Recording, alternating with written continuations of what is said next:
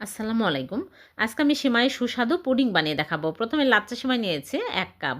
এখন চুলায় প্যান বসিয়ে ঘি ১ চামচ দিয়ে সেমাইগুলো দিয়ে ২ মিনিট নেড়েচেড়ে ভেজে নেব। ২ মিনিট পর চুলা থেকে নামিয়ে এক সাইডে রেখে দিচ্ছি। তারপরে একটা কাপের মধ্যে নিয়ে নিচ্ছি লিকুইড দুধ ১ কাপ, আগার আগার পাউডার ৩ চামচ।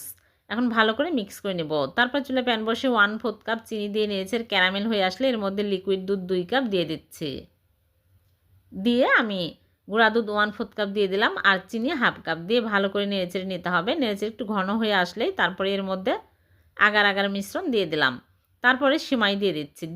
তারপর নেড়েচেড়ে ঘন হয়ে আসলে আমি চুলা থেকে নামিয়ে নেব। চুলা থেকে নামিয়ে সাথে সাথে একটা মোল্ডে ঘি ব্রাশ করে নিয়েছি। এর মধ্যে ঢেলে নরমাল ফ্রিজে রেখে দিচ্ছি। ঠান্ডা হওয়ার পর বের করে কেটে আপনাদেরকে দেখাচ্ছি। হয়ে গেল ভীষণ সুস্বাদু সিমাইয়ের পুডিং। ভালো লাগলে লাইক, কমেন্ট, শেয়ার করে দেবেন। আল্লাহ হাফেজ।